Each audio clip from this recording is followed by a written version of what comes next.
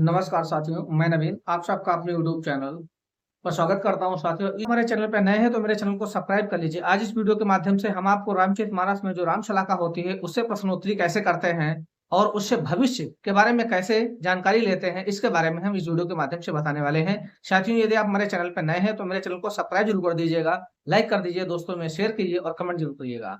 साथियों, वीडियो बहुत ही महत्वपूर्ण है, आगे वीडियो में बने रहिएगा। हम आपको ले चलते हैं राम शलाका में कैसे प्रश्नोत्तरी करते हैं, उसको देखने का क्या तरीका है, ये सारा कुछ हम इस वीडियो के माध्यम से आपके साथ डिस्कस करने वाले हैं। यदि आप राम शलाका को सही तरीके से अभी देखना नहीं जानते हैं, उससे भविष्य फल आपको देखना नहीं आता है, तो इस वीडियो के माध्यम से आप सीख लेंगे कि राम शलाका का प्रयोग करते हुए हम अपने भविष्य के प्रश्नों को का उत्तर कैसे पा सकते हैं। चलिए वीडियो में देखते हैं।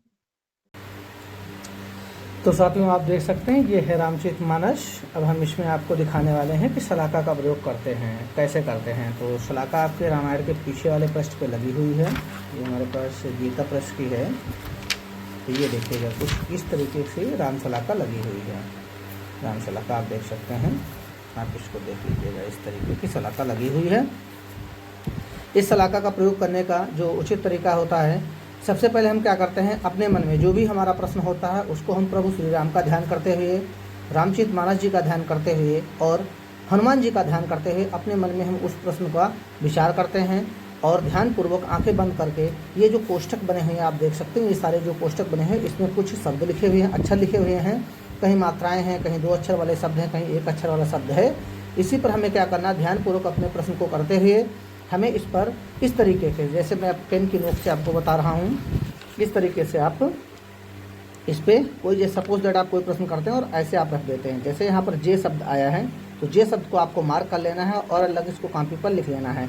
हम आपको करके दिखा रहे हैं। शलाका का जो प्रयोग करने के लिए सबसे पहले मैं क्या कर दूँगा, अपने मन में अपने प्रश्न करूँगा और ध्यान करूँगा भगवान श्री राम का, प्रभु श्री राम का स्मरण करते हुए, प्रभु श्री हनुमान जी का स्मरण करते हुए और रामचरितमानस जी का स्मरण करते हुए हम अपने प्रश्न को करेंगे। और इस तरीके से प्रश्न को हम आंखें बंद करके इस कोष्ठक में रखेंगे। सपोज दैट हमारा ये गा आ गया है, तो हम इस गा को क्या करेंगे, इस कॉपी पर इस तरीके से नोट डाउन कर लेंगे। नोट डाउन दूसरा स्टेप क्या आता है कि हमने प्रश्न कर दिया और अक्षर चिन्हित कर लिया। अब अक्षर चिन्हित करने के बाद इस अक्षर से 9वें अक्षर तक हम जाएंगे इस तरीके से, 1 2 3 4 5 6 7 8 9। तो ये आ गया दा। अब हम क्या करेंगे, पहला अक्षर हमें दा मिला था, फिर हमारा दा मिल गया। दा के बाद फिर से हम 9वें अक्षर पे जाएंगे, 1 2 3 4 5 6 7 8 9। अब आ गया माँ, आ गया। माँ को भी हम क्या करेंगे, माँ पे मात्रा भी है, मात्रा सहित हम लिखेंगे। उसके बाद फिर से मैं 9वें अक्षर पे जाऊँगा, 1 2 3 4 5 6 7 8 9। फिर आ गया गा, फिर से हम गा गए, इसको भी लिख लेंगे, 1 2 3 4 5 6 7 8 9। ला, 1 2 3 4 5 6 7 8 9। माँ। इसी तरीके से हम तब तक उसके 9वें अक्षर तक चलते जाएंगे जब तक हम अपने स्टार्टिंग वाले अक्षर पे नहीं आ जाएंगे। फिर से 1 2 3 4 5 6 7 8 9, ये आ गया। उसके बाद पुनः 1 2 3 4 5 6 7 8 9 और अक्षर को नोट भी करते जाएंगे, 1 2 3 4 5 6 7 8 9। ता, 1 2 3 4 5 6 7 8 9। सा, 1 2 3 4 5 6 7 8 9। म, 1 2 3 4 5 6 7 8 9। मात्रा आ गई तो मात्रा को भी हम लिख लेंगे, मात्रा को भी नहीं छोड़ेंगे, 1 2 3 4 5 6 7 8 9।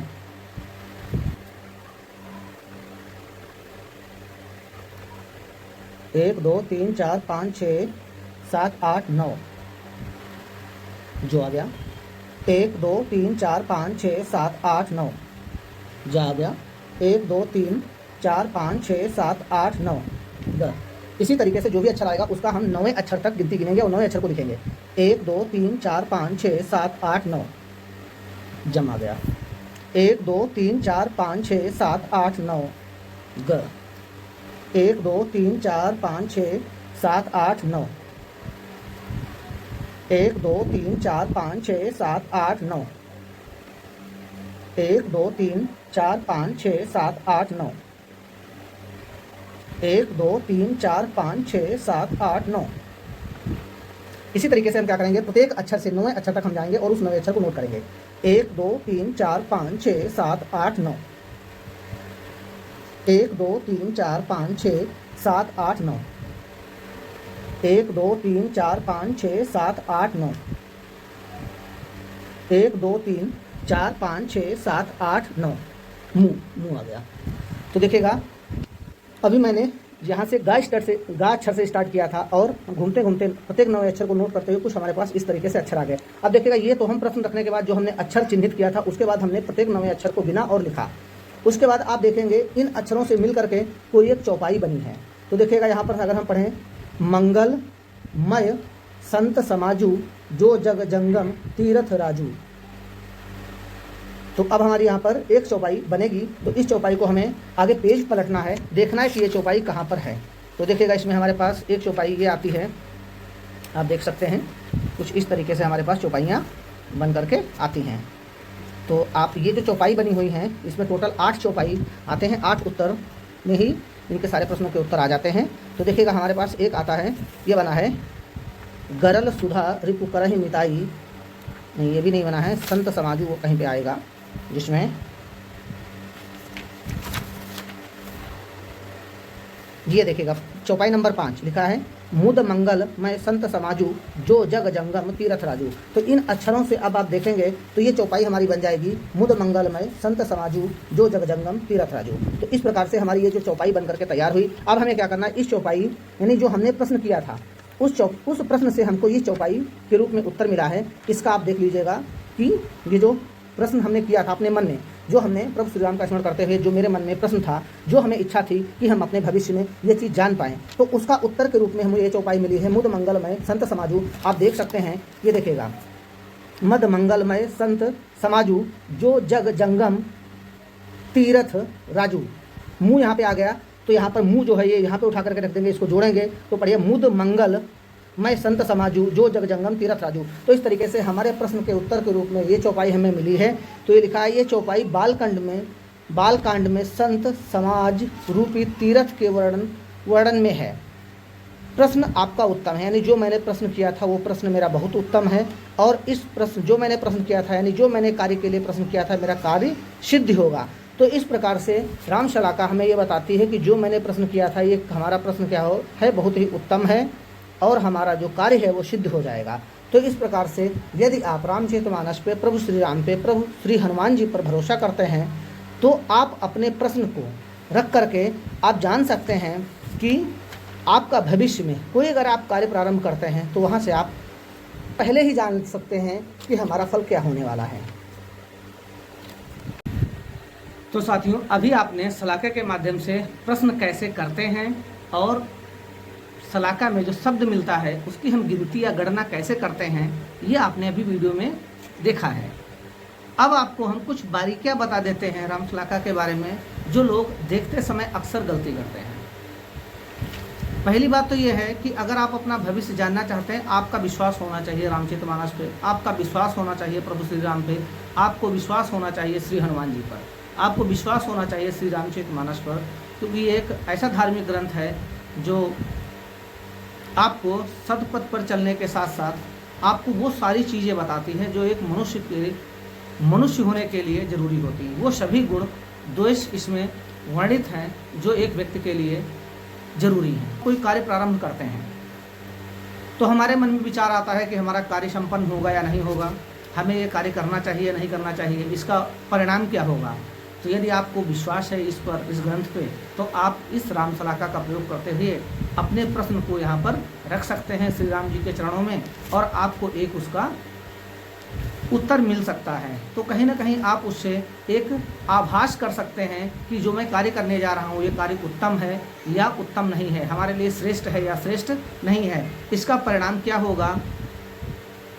मुझे तो फिलहाल इस ग्रंथ पे अटूट विश्वास है और जब भी मैं कोई कार्य प्रारंभ करता हूँ तो ऐसे विश्वास करते हुए अपने कार्य को करता हूँ या फिर अपने कार्य को कुछ समय के लिए मैं रोक देता हूँ। तो साथियों, आशा करते हैं कि मैंने वीडियो में जो आपको बताया है, शलाका की गणना कैसे करते हैं, शलाका में प्रश्न कैसे रखते हैं, वो सारा कुछ आपने देखा है। तो एक बार मैं फिर से इसको दोहरा देता हूँ। देखिएगा, राम शलाका में प्रश्न रखने से पहले आप क्या करें, भगवान श्री राम का हाथ जोड़ करके मन ही मन में स्मरण करें, श्री हनुमान जी का स्मरण करें, श्री रामचरित मानस जी का स्मरण करें और अपने प्रश्न को मन में दोहराएं। जैसे मुझे ये प्रश्न, एक मैं उदाहरण के तौर पर आपको देता हूँ। जैसे मैं एक प्रश्न करना चाहता हूँ श्री राम शलाका जी से कि हे रामचरित मानस, हे प्रभु श्री राम, हे अंतर्यामी हनुमान जी महाराज, हे प्रभु श्री राम, मेरे प्रश्न का उत्तर देने की कोशिश, सही उत्तर दीजिए कि जो मैं वीडियो बना रहा हूँ ये मेरा वीडियो वायरल होगा, ये मेरा वीडियो वायरल होगा। प्रभु श्री राम, मुझे इसका उत्तर चाहिए, ये मेरा वीडियो वायरल होगा। तो इस प्रकार से मैंने एक मन में प्रश्न किया और फिर ऐसे ही आंखें बंद करते हुए राम शलाका में जो कोष्टक हैं उस पर हम क्या करेंगे, अपनी उंगली रखेंगे या कोई ऐसी नोकदार चीज़ रख देंगे जिससे कि उस कोष्टक में जा करके वो आपका शब्द आ जाए। और फिर क्या करेंगे, उस हम शब्द को, पहले शब्द को मार्क कर लेंगे। मार्क करने के बाद वहाँ से हम प्रत्येक नवे अक्षर की गणना करेंगे और प्रत्येक नवा अक्षर हम क्या करते जाएंगे, नोट करते जाएंगे। जैसे हम आपको दिखा दूँ कि जब मैंने स्टार्टिंग किया था तो यहाँ पर सबसे पहले आया था गा शब्द आया था। गा के बाद हमने जब नवा अक्षर गणना किया तो दा शब्द आया। तो इस तरीके से गणना करते हुए हमारे पास बहुत से शब्द आ गए और गणना हम तब तक करते रहेंगे जब तक हम जो स्टार्टिंग का शब्द, हमारा जो पहला शब्द आया था जहाँ से मैंने, वहाँ तक जब तक नहीं आ जाता है तब तक हम उसकी गणना करते जाएंगे और प्रत्येक नवा अक्षर हम क्या करते जाएंगे, नोट करते जाएंगे। तो इस प्रकार से आपको उत्तर के रूप में एक चौपाई आपको यहाँ पर मिल जाएगी। इन शब्दों को जब आप मिलाते हैं तो देखते हैं एक चौपाई पाई आ जाती है। जैसे मेरे में उत्तर आया था, मुद मंगलमय संत समाजू जो जग जंगम तीरथ राजू। तो ये बालक कांड में तीरथ राज का वर्णन करते हुए ये चौपाई है। ये चौपाई बताती है कि आपका प्रश्न जो है बहुत ही श्रेष्ठ है, कार्य सिद्ध होगा। तो इस प्रकार से आप भी शलाका का प्रयोग करते हुए अपने परिणाम को कहीं ना कहीं पहले से ही आप आभास कर सकते हैं, हमारा कार्य उत्तम है, हमें कार्य प्रारंभ करना चाहिए या नहीं। अब देखिएगा, कुछ बारीकी पॉइंट्स हैं जिनको आपको ध्यान रखना होता है। मैंने अक्सर देखा है, खुद का अनुभव है, जब हम प्रश्न करते हैं, जैसे मैंने अभी प्रश्न किया था मेरा वीडियो वायरल होगा। अब क्या होता है कि जनरली हम प्रश्न ये करते हैं कि हे प्रभु श्री राम जी, मुझे बताइए कि मेरा वीडियो वायरल होगा या नहीं। हे हनुमान जी महाराज, बताइए मेरा वीडियो वायरल होगा या नहीं। ये देखिएगा, इसमें आप अगर गौर करें तो मैंने इस प्रश्न में 2 प्रश्न कर दिए, कार्य सिद्ध होगा या नहीं। तो या तो हम पूछें कि कार्य सिद्ध होगा या हम प्रश्न करें कार्य नहीं होगा। आपने क्या कर दिया, दुविधाजनक प्रश्न कर दिया। अब यहाँ पर क्या हो सकता, आपका जो परिणाम या जो चौपाई निकल के आए वो आपके उत्तर के विपरीत निकल के आए, क्योंकि जब आपका प्रश्न ही स्पष्ट नहीं है तो प्रभु आपको क्या उत्तर के रूप में दें। तो जो उनको समझ में आएगा उसका उत्तर वो प्रस्तुत कर देंगे।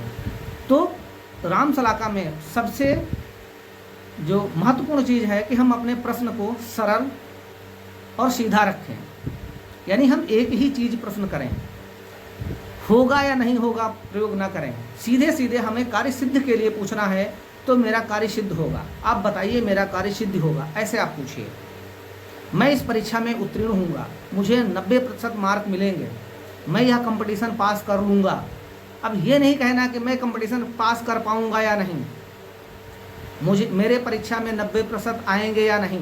आएंगे या नहीं, जब 2 एक साथ आप प्रश्न करेंगे तो आपका प्रश्न त्रुटिपूर्ण हो जाएगा, तो उसका उत्तर भी आपको त्रुटिपूर्ण ही मिलेगा।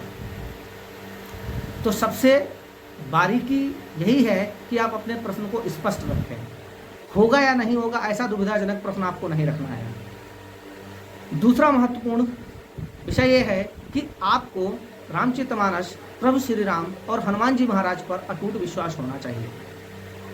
यदि आपके प्रश्न के उत्तर में आपका कार्य सिद्ध न होने का विषय आता है तो आप मान लीजिएगा कि शायद आपका कार्य सिद्ध ना हो। यह भी आपको विश्वास रखना होगा। कुछ समय के बाद आप प्रयास करिए, क्योंकि आप जिस समय प्रश्न करते हैं वो आपका समय क्या चल रहा होता है, आपके नक्षत्र क्या होते हैं, आपकी राशि पर क्या प्रभाव पड़ रहा होता है, उन सब का परिणाम ही आपका परिणाम निकल के आता है। तीसरा है कि अक्षर की गणना सही होनी चाहिए, यानी पहले अक्षर से 9वें अक्षर की गणना होनी चाहिए। यानी गणना करते समय हमें लाइन की मिस्टेक नहीं करना है। ये नहीं है कि हम एक लाइन आपको दिखाते हैं, ऐसा नहीं है कि हम पहली लाइन से शुरू किए फिर उसके बाद हम गणना करते करते तीसरी लाइन पे पहुंच गए। जैसे ये हमारी शलाका है, ये आप देख सकते हैं, जैसे हमारी ये लाइन से शुरू है तो इसके बाद ऐसे ऐसे आएगी पूरी, ऐसे यानी क्रमबद्ध आएगी, कोई लाइन आपको स्किप नहीं करना। यदि आप स्किप करते हैं तो आपकी जो प्रश्न का उत्तर मिलेगा, जो चौपाई बनेगी वो गलत बनेगी या अधूरी बनेगी, तो उसका भी परिणाम आपको शायद सही ना मिले। तीसरा है कि शुद्ध मन से ही इसका प्रयोग किया जाए।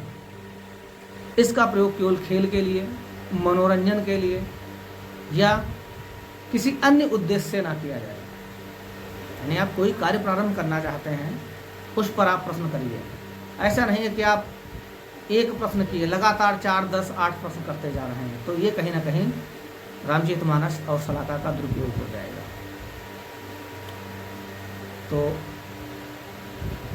आपको क्या करना है, उत्तम प्रश्न करना है, विश्वास रखना है, गणना सही करनी है और प्रश्न बिल्कुल स्पष्ट होना चाहिए आपका, तो आपको उत्तर और परिणाम भी स्पष्ट ही मिलेगा। साथियों, आशा करते हैं कि मेरे द्वारा दी गई जानकारी आपको स्पष्ट होगी। यदि वीडियो अच्छा लगा है तो चैनल को सब्सक्राइब जरूर कर दीजिएगा और हमारे वीडियो को लाइक भी कर दीजिएगा। मिलते हैं फिर किसी दिन किसी अन्य वीडियो के माध्यम से, तब तक के लिए नमस्कार।